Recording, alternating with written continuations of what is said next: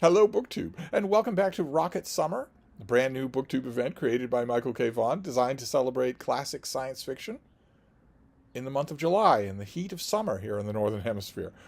So we'd start out with the very beginnings of science fiction, whether that's nonfiction from the likes of my beloved Percival Lowell, or science fiction like Edgar Rice Burroughs, or Jules Verne, or H.G. Wells, or even Mary Shelley with Frankenstein and, God help us, The Last Man. Uh, and then you move on from there to the Depression years and the war years, and then the 1950s, the era of Sputnik, and then culminate in the 1960s, a time of explosive creativity in science fiction because of explosive creativity in science. Uh, I think it's there's an easy case to be made that in, for instance, the very beginnings of science fiction in the 1920s, the early 1930s, science per se had very little impact on a normal person's life. I think that's safe to say. Maybe engineering might have. People had wristwatches. But science, it was possible to live your life from cradle to grave without really encountering science at all. That's no longer true. And that stopped being true in the lifetime of the genre of science fiction. In fact, I would argue is the engine for the genre of science fiction.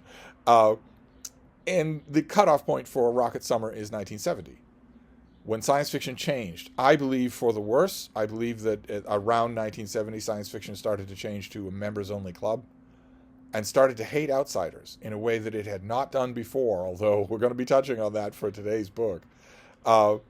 I am one of the co-hosts for Rocket Summer, and I'm a bad co-host because I started off the event at the very end instead of at the very beginning. I started off with a 1970 novel. Now, for today, I'm moving earlier in time. I'm still not moving all the way to the beginning. I'm still not dealing with my beloved Jules Verne. Instead, I'm moving to 1940, which is when this thing began. It began as a serialized story in a magazine, and then lumped and humped and dragged and kvetched its way to a book and got fiddled with and fiddled with and fiddled with. And the book is Slan by A.E. Van Vogt, that is not only considered to be his best book, but also for a long time, a lot of the decades that are covered by Rocket Summer, was considered to be a great science fiction novel. That was a fairly common refrain from science fiction people. And I, again, sounded that refrain myself. I for years put this on a list of best science fiction novels. I've got this ninth big printing paperback here with this neat cover. So I thought I would go back to this. I put this on the pile for last night and thought I would go back to it since I figured I'm already a disobedient co-host. I might as well keep disobeying. So I went back to 1940 when this thing originated. And the reason I sound so dubious is because I'm not 100% sure how much A.E. Van Vogt took this thing when it was done being serialized and actually reworked it into a novel. I don't know its history and the component parts of its history well enough to know the answer to that question. But I reread this last night for the first time in decades, and it reads like a serialized novel, very much so. It doesn't read like A.E. Van Vogt, who was a fairly serious writer. It doesn't read like he ever said, well, okay, so-and-so has just given me a book contract to make this a book. And how you doing? How you doing? So I'd better rework it. Oh, feet yoga. Oh, oh goodness. Oh, it doesn't read like that at all. It reads very, very melodramatic and episodic. But it's the story of a future world in which there is a benevolent dictator named Keir Gray. He's not Keir Starmer, he's Keir Gray. And the world has a besetting prejudice, and that is against Slan, against a new strain of mutant human called Slan. They are stronger, they are faster, they are more energetic, they have a lot more endurance, and they are telepathic. And they have tendrils, wavy tendrils growing out of their heads. So they're easy to spot. They're easy to discriminate against. And a long time before this book's main action begins, there was a massive purge against Slan that has turned them into a hunted, fugitive subclass of humankind, and they are still hunted to this day. They are superior to normal humans, but not belligerent or numerous enough to take over the world. At least that's the impression that we're giving at the beginning of this book. The beginning of the book actually opens with a wonderful set piece where our main character, Jomi Cross, his mother is, when he's just a boy, his mother is attacked and killed because she's a Slan. His father is out of the picture when the book starts. His father is an enigmatic, amazing inventor and creator. This book has quite a few of those, the foremost of whom becomes Jomi Cross as he gets older. This is basically his triumphant story. He is a Slan. He hates his oppression. He hates the violence shown to his mother. He wants more for the world. And he goes about a series of quixotic adventures designed to help the Slan of the world, designed to enlighten the world, even if by force. He is a weird example of the science fiction staple of a Superman. One of the weirdest examples that I know of. He's at no point a character. And even the character, the one-dimensional caricature that he is at no point likable. And he employs a lot of super whiz-bang reveal at the last minute of every chapter science that we take for granted. It's one of the odd aspects of Rocket Summer will be that you are in the catbird seat for a lot of these books in a way that their authors never intended, that their authors never, I think, foresaw, and that didn't affect the original readers of the book. For instance, one of the main pieces of science in this book is atomic energy. What did the world know about atomic energy in 1940? Compared to what every school child, literally every school child, except in the poorer states of the United States, knows about atomic energy today. An 8th grader knows more about atomic energy, not only than Jomi Cross, but than A.E. Van Vogt.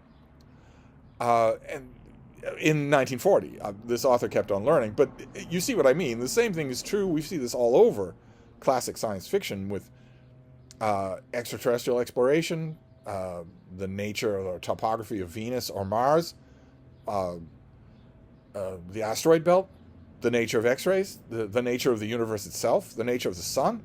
All of this is infinitely better understood now than it was almost a century ago. So you run into that a lot. There's all kinds of theorizing in this book about atomic radiation. Most of it is laughably wrong. There's all kinds of theorizing in this book about mutation. And most of that is also laughably wrong. Just mutation and also the process of evolution by means of natural selection is barely understood in this book. Or if Van Vogt understood it, he decided to misrepresent it. And as the book goes on, it is revealed that there are two kinds of Slan. One is the kind I described. They are superior to humans in almost every way, and they have those wavy tentacles that are part of their mutation, which is, it's not really a mutation. And in the course of the book, it turns out that it's not really a mutation because it's not propelled by population genetics or environmental pressures. It's more of an alteration, a eugenic alteration, but we'll leave that aside. It turns out there's another kind of Slan as well that don't have the tendrils and that don't have any of the other market superpowers. They look just like humans. They only have one superpower, and that is the ability to hide themselves from the mental scans of actual tendril Slan. Tendril-less Slan. Don't have any other superior abilities. They don't super heal. They can't go into a healing trance or anything like that. But they can hide themselves from the mental scan of genuine Slans, which is not so much a mutation as it is a lazy plot device, because the only purpose that can have is to make it so that Jomi Cross could be right alongside another Slan and not know it. You're going to be surrounded by other Slans and not know it, because the one power they have is the power to hide from his telepathy. That gives rise, that is the motor for the two big revelations at the end of this book that don't work. They just don't work. And also not much else about this book works. There is a headlong kind of melodramatic fervor to the storytelling that I very much like. I liked it even more now than I did before. It's very much a 13-year-old's idea of writing. It's very much a boy's own adventure type thing. You can easily see from the tone of the book what the buying venue of the original story was, which is no fault. I'm not going to fault A.E. Van Vogt. I also am a freelance writer, but when you get the book contract, you're supposed to go up to 35,000 feet and look at all of that. If you get a book contract, you're not writing for one editor who's tapping his toe and impatiently waiting for your copy. You're writing for something, it's more in your control. And if the whole thing is infused with that kind of, what's Jomi going to do next, then you have to sit back and think, well, should it be? Or should I rework this? That tone is still present, and I enjoyed it very much. As things, the plot goes up and down in spikes that look very much, no coincidence, I'm sure, to the spikes that you need to do if you're writing serialized fiction. I have written serialized fiction, and it's not just enough for you to know where the chapter breaks go. That's fine if you're writing a novel. But if you're writing serialized fiction for a reading audience, it's not just a question of you knowing where the chapter breaks are. You have to end every chapter with a bang. You have to want readers to come back to your story. Which is going to cause a kind of frantic to and froing that if you're reworking the book for book publication, you will get rid of that. And A. Van Vogt does not. He does not get rid of that. So those ups and downs are in here a lot. And two of the big ones at the end of this book, two of the big reveals are centered around the fact that there are two different kinds of Slan. And that breathless, melodramatic, headlong voice in here works in that regard. That's just the kind of voice you need if you're going to sell something to the old pulps as a serialized adventure story. It gets a little bit wearying when you read it as a book, especially since, other than that urgency, the prose is pretty bad. The character development is non-existent. The characters speak in comic book thought bubbles. They speak in hyper melodramatic Flash Gordon movie serial type talk that no one in this book talks like a normal person, except, ironically enough, Kier Gray, the dictator. But otherwise, no. Jomi Cross never does. And neither do the token women that he comes across, or any of the other characters that he comes across. The revelations that occur at regular intervals throughout this book, whether it's about Jomi, or whether it's about his father, there are a couple of revelations about his father, or about the world in general. There is a huge revelation at the end, delivered in the end of this book, is one 20-page exposition dump. And the revelation at the end of the book is... it's not well thought out. I feel a little disloyal saying this, because Slan by A.E. Van Vogt has been reprinted a million times. This is the ninth big reprinting, but this has been reprinted a million times. It's been formatted a million times. It's not particularly good. The book is not particularly good. As an adventure story, much like Ringworld, it's very good. But a classic of science fiction, I didn't get it. I got it less now than I did the first time. All those decades ago. So I don't know for Rocket Summer if I'm setting a pattern for myself. Am I going to revisit the science fiction novels of years past without ever reading anything new? It would be a little bit difficult for me to find a lot of classic science fiction that is brand new to me, but I could certainly do it. I haven't read it all. But instead, these first two outings, I've read major books. And found them wanting. I hate to say it, but found them wanting just a bit. This was enjoyable to read, but I found it wanting, and not at all for the catbird reason. That's one of the key realizations that we all have to make during Rocket Summer, is that you absolutely cannot be checking your watch when you're reading these books. You absolutely cannot be saying, well, such and such is not a good book because we now know that asteroids don't work that way. No, you can't do that. That doesn't work at all. That will invalidate eventually, that will invalidate all of science fiction, even Neuromancer. So you can't do that at all. Instead, you have to roll with the fact that you're in the catbird seat, that a lot of the science in this science fiction is better known to you than it was to the author.